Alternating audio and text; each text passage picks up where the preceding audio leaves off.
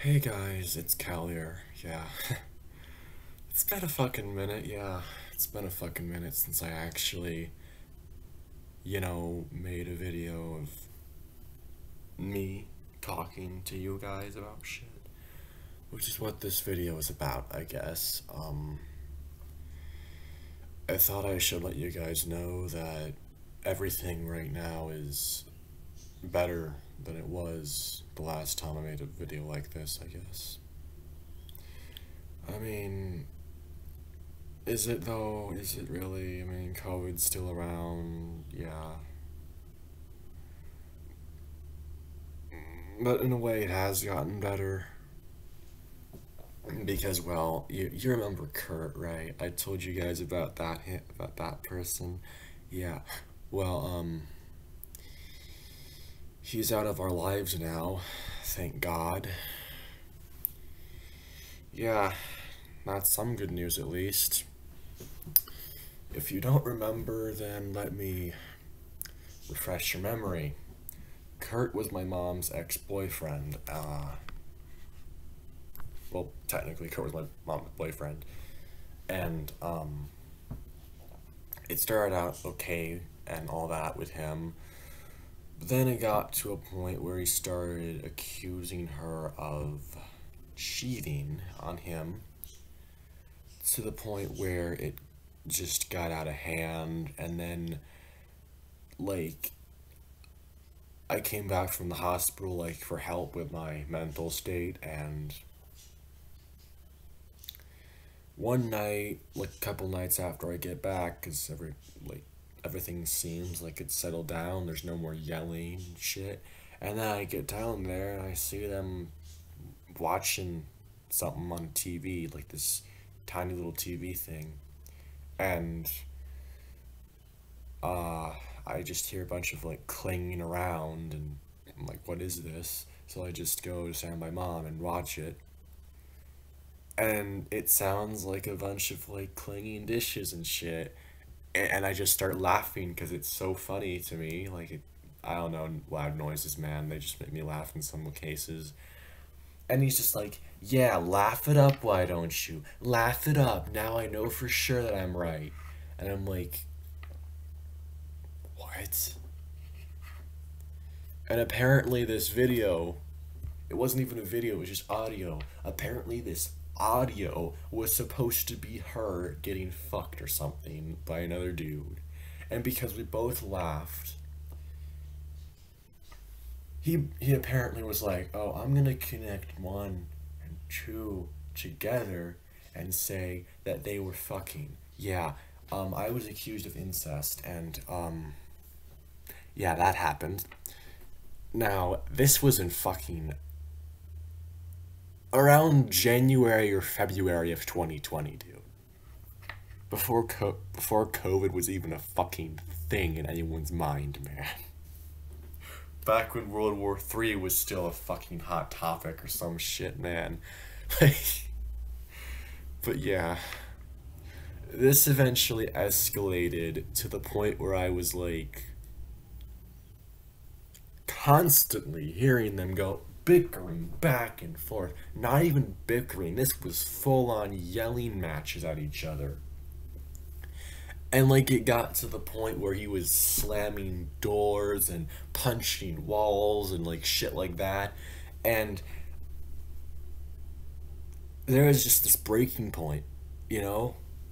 It got to the point where, like, my sister wanted to go to this, like, cosplay thing with her friends in Tennessee, and she went there, so she was out of it, but I was still there with her. I was still there with mom and Curt, and it got to the point where my mom was just like, you know what we're gonna do? We're just gonna go up to North Carolina and visit my aunt and uncle. And I was like, okay, let's do it. Let's get away from Curt. And the day that we went, my mom was adamant on waking me up early before she thought Curt was awake so that we could get out of there without a fuss, without an issue, without, like, making him angry. Because he was gonna be angry no matter what. We just wanted to avoid his outburst, But that didn't work out as planned because, well, when she woke up to wake me up, she woke Curt up in the process. Or maybe he was already awake because he was, taking drugs that made him very, very hyper and awake, shit like that. But, like, he started yelling and being like, "Why aren't you letting me come? Why aren't you letting me come? Is it because you wanna? Is it because you're fucking your son?" Like, shit like that again. And then finally, we just get out the door finally, and she's just. And I look out the car window as we're driving away, and I just see him standing on the porch staring at us. It was fucking creepy, dude. It was just creepy. But yeah, we had a good couple. We had a good couple days up in North Carolina with her aunt and uncle, and then out of nowhere, she suddenly gets a notice, like a notification from her bank account saying that it's been like tampered with and there's money missing, and this was bizarre. So she decides to call Curt, and see what's up. Tell him about this so that he can get more info. And he's like, "Oh yeah, I took like $1,000 out of it without your permission."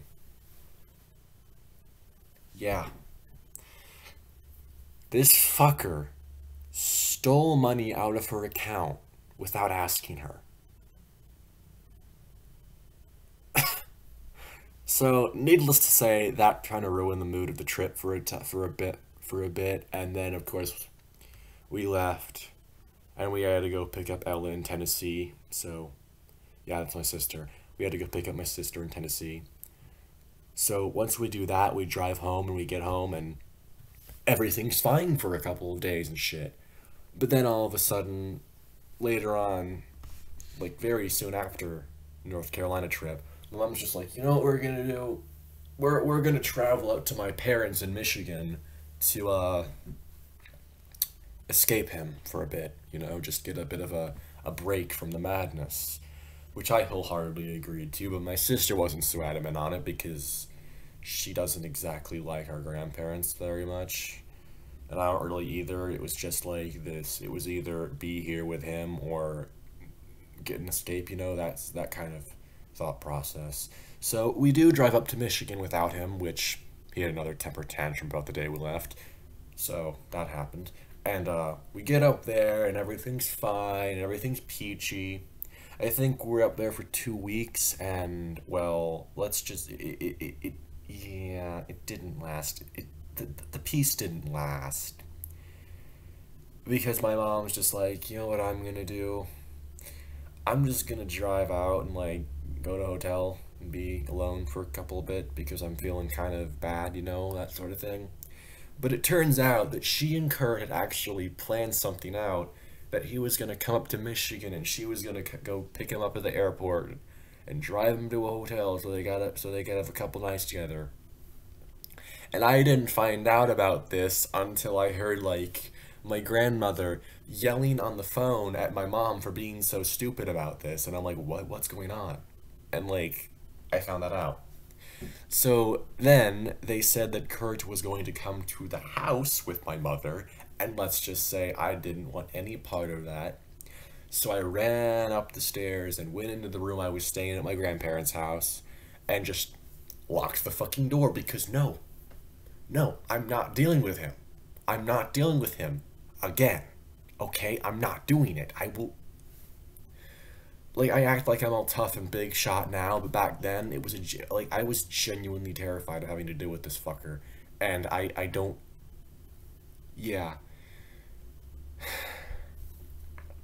But it turns out that on the way, like in the process of getting to the house, they had a big fight in the hotel room apparently, and it got out of hand, like physically out of hand. He punched walls, he yelled a lot, and then once out in the parking lot, she was trying to get into the car and leave him there. And he was like pulling at her and saying, "You're not getting in that car," and shit like that. And well, people were watching and videotaping this and being like, "You go, girl, don't let him stop you." And like that was kind of funny to hear about, just these people just like that. But then she finally gets in the car and locks the doors and drives back to her parents' house. And well, we're still there. Me and my sister are still there, along with our grandparents and our aunt, because she lives with her parents. Because, yeah, she has a business there, sewing shit. And so my mom gets home, and I'm still in my room, scared that he's gonna come. And then it turns out it's just her. And then we get news, like the next day, that he was caught, like, breaking into a veterinary clinic to get a blanket because it was cold. It was like cold because it's Michigan. What do you? It's Michigan. It's Michigan at night. It's gonna be cold. So he just breaks a fucking window and gets a blanket from inside, which leads to him being arrested and put in prison. And that's how we got rid of him. Like, we didn't plan this at all. I mean, obviously not. How can you plan that? Like, oh boy. Like, I'm just so glad he's out of our lives. Like, he now lives in Maine. He now lives up in Maine, and he lives in one of his parents' rented houses because, yeah. It just, like, the bad thing about this is that he still texts mom, and mom still talks to him, which I think is a fucking shitty move on her part. But, you know, whatever. And he is still obsessed with her. He is still obsessed with my mother. Like, it's getting to the point where it's kind of creepy, you know? Like, okay, dude, we get it. You love her. Okay, you're not dating anymore. Why are you still obsessing over her? Like, she gets texts from him saying shit like, "Oh, you're going out on a date, aren't you?" Like, when she's literally out with us driving around. Like, she's been adamant about not wanting to date anyone for a while after Curt, which you know, I kind of see the point of that because after a relationship like that, I wouldn't want to date for a while either. But like, he is so adamant on texting her and being like, "Oh, you dating someone now?" And then she's like, "No," and he still doesn't believe her. Like, I don't understand this man. I don't understand this man. He must be like, his brain is obviously damaged from all the drugs he took in his life. It's stupid. It's fucking stupid. But yeah, I guess that's all I wanted to talk about. This is Callie signing out. Come back to the cave next time. Yada, yada, yada. Blah, blah, blah. Whatever the fuck. Goodbye.